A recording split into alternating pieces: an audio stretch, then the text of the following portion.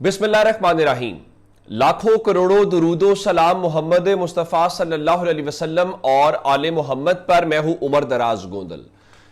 नजरें सबकी अडियाला जेल के ऊपर थी और अडियाला जेल के हवाले से, चूंकि एक तो मेडिकल चेकअप के हवाले से मैंने आपको बता दिया था, दूसरा पाकिस्तान तहरीक इंसाफ ने विफाकी वजारत दाखिला के सामने दरखास्त जमा करा दी थी और उसमें कहा था कि बैरिस्टर गौहर और साहबजादा हामिद रजा मिलना चाहते हैं। तो नजरें सबकी इस वक्त अडियाला जेल के ऊपर थी, क्योंकि मुख्तलिफ जराए से दावा यह किया जा रहा था कि तहरीक इंसाफ का यह मुतालबा जायज है, तो शायद कोई मुलाकात करवा दी जाए ताकि रास्ता निकल सके 15 अक्टूबर के एहतजाज को रोकने का। लेकिन नजरें सबकी अडियाला के ऊपर थी, लेकिन जहलुम से खबर आ गई। वो क्या? आप जानते हैं कि इमरान खान की दोनों बहनें, एक तो अलीमा खान साहिबा और दूसरा उज़मा खान साहिबा जो हैं, उनको गिरफ्तार कर लिया गया था उस दिन, एहतजाज वाले दिन, जो 4 तारीख को एहतजाज था। उस एहतजाज के बाद हमने ये देखा कि उनको जब जुडिशल रिमांड के ऊपर भेज दिया गया तो उनकी जमानत की दरखास्त दायर हुई। तो मैंने आपको बताया था कि उमूमन ये होता है कि अगर जमानत की दरखास्त आज दायर हुई है तो अगले दिन समाअत के लिए मुकर्रर कर दिया जाता है, लेकिन उन्होंने, जज साहब ने 1 हफ्ते का टाइम दे दिया। उसके बाद अगर आपने पिंडी इस्लामाबाद के देखे हूं, तमाम केसेस के अंदर होता क्या है कि आप उनको अडियाला मुंतकिल करते हैं, वही साथ पिंडी लगता है, लेकिन उनको जहलुम की जेल के अंदर मुंतकिल किया गया।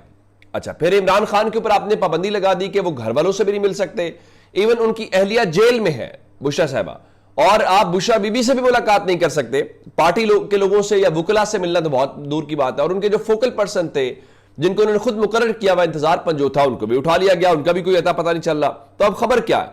खबर यह है कि और तो और छोड़िए, उनकी दोनों बहनें अलीमा खान और उज़मा खान जो जहलुम के अंदर है, यानी जहलुम के अंदर भी सख्ती शुरू हो गई है और वहां पे भी पता चला कि शायद सिक्योरिटी का अलर्ट आ गया। तो इस हुकूमत ने अलीमा खान और उज़मा खान साहिबा से भी उनके खानदान के अफराद के ऊपर मुलाकातों के ऊपर जेल में पाबंदी आयद कर दी है। यानी आप चले, इमरान खान को तो बैक ऑफ द माइंड आपके ये था ना कि वो कोई कॉल ना दे दें, कोई पार्टी पॉलिसी ना कर दें, वो सहाफियों के सामने बात करेंगे तो सब पता चल जाएगा कि इमरान खान क्या सोच रहे हैं। लेकिन आप अलीमा खान से और उज़मा खान से भी घबरा रहे हैं, उनसे भी डर रहे हैं।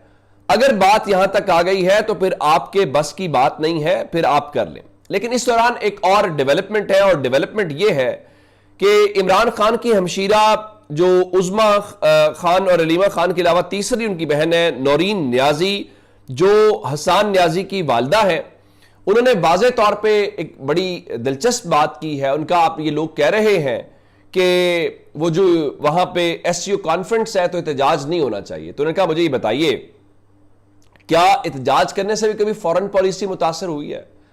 उन्होंने ये कहा कि देखिए, अक़वाम मुत्तहिदा के अंदर जो है वो लोग जाते हैं तो क्या वहां पे एहतजाज नहीं होता? यानी पाकिस्तान के अंदर तो चंद मुल्कों के सरबराहान आ रहे हैं और अक़वाम मुत्तहिदा के अंदर पूरी दुनिया के सरबराहान आ रहे होते हैं, तो वहां पे एहतजाज होता है। इसी तरह से आपने देखा होगा कि वर्ल्ड इकोनॉमिक फोरम हो या कोई भी इस किस्म की मीटिंग होती है, यूरोपीय यूनियन की हो, वहां पे एहतजाज होते हैं, एहतजाज अकोमोडेट किए जाते हैं, कोई इतनी बड़ी बात नहीं है। लेकिन पाकिस्तान में ही हुआ। अच्छा, अब होगा क्या? उन्होंने एक और बात की, उनका इमरान खान से मुलाकात करवा दें, हम एहतजाज को खत्म कर देते हैं।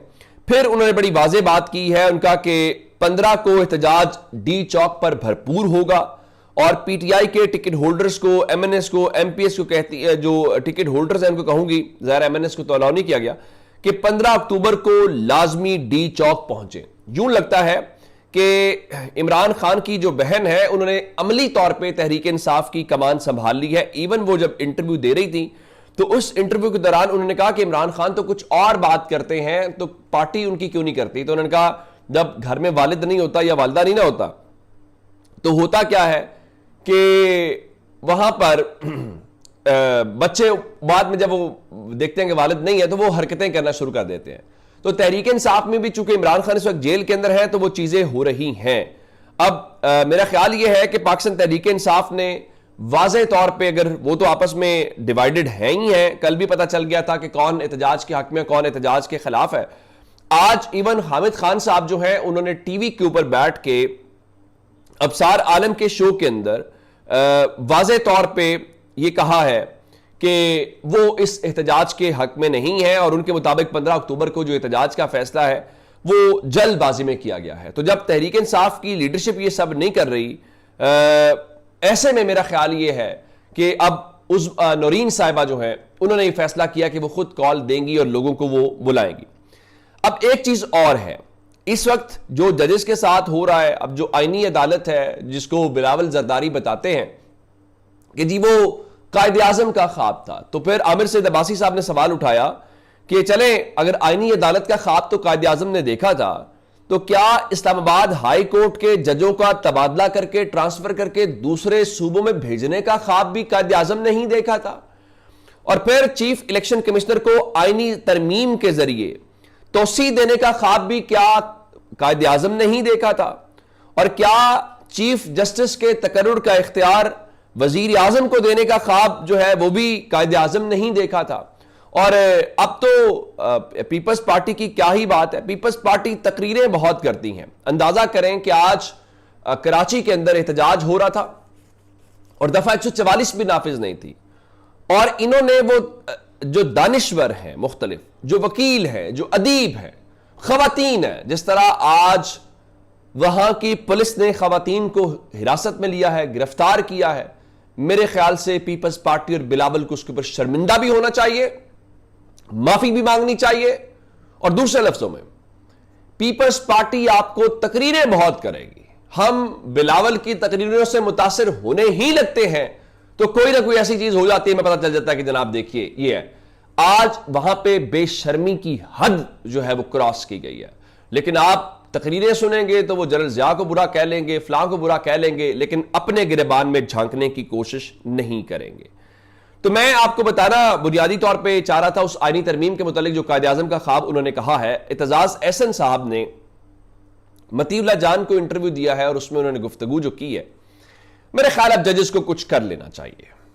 और उसमें उन्होंने कहा है कि सुप्रीम कोर्ट के जजेस की जो अक्सरियत है उनको बर वक्त रास्त कदम उठाना होगा। मैं बार बार एक बात पहले भी कहता आया हूं, और दूसरा मैंने यह भी कहा है कि अगर जजेस अब भी खामोश रहते हैं और जजेस कुछ नहीं करते और वो भी कहते हैं कि चलें देखते हैं तेल और तेल की धार, तो फिर हमें ज़हनी तौर पे ये कबूल कर देना चाहिए कि इस मुल्क के अंदर हर शख्स को अपनी नौकरी प्यारी है और हर शख्स ये चाहता है कि वो तो अमन और सुकून से बैठा रहे, उसकी जगह पे कोई और एहतजाज करे, उसके हक के लिए कोई और लड़े और उसकी बुनियाद के ऊपर उसको हक मिल जाए। ऐसा हो नहीं सकता, ऐसा हो नहीं सकता, ऐसा होगा नहीं। तो फिर मेरे ख्याल से इन जजेस को म्यूजिक फेस करना चाहिए अगर ये खुद स्टैंड नहीं ले सकते। एक खबर आपको जाते और दे देता हूं, जिस तरह मैंने आपको कहा कि स्टैंड लेना बड़ा मुश्किल है। खैबर पख्तूनख्वा के अंदर पश्तून तहफ़्फ़ुज़ मूवमेंट और बाकी जो है वहां पे जिरगा हो रहा है और उस जिरगे में सब लोग भी जा भी रहे हैं, वज़ीर आला भी गए, गवर्नर भी अब से थोड़ी देर पहले तकरीर कर रहे थे। तो पहले मीडिया को कहा गया था कि आपने इस बारे में कोई कवरेज नहीं करनी, और मीडिया की क्या औकात या हैसियत है कि वो कवरेज करे। तो कामरान अली जो आज से वाबस्ता है, वो पेशावर और खैबर पख्तूनख्वा से जुड़े हुए हैं, तो उन्होंने आज लिखा कि मुसलसल 3 रोज पीटीएम कौमी जिरगे की कवरेज ना करने पर मीडिया हाउसेस को तशक्कुर का पैगाम इरसाल। यानी मीडिया वालों को बाकायदा उनका शुक्रिया अदा किया गया है कि आपने उनको कवरेज नहीं दी, तो शुक्रिया भी और शाबाश भी। ये इस वक्त हमारे हालात हैं। अब तो बहुत सारा ख्याल रखिएगा। खुदा हाफिज।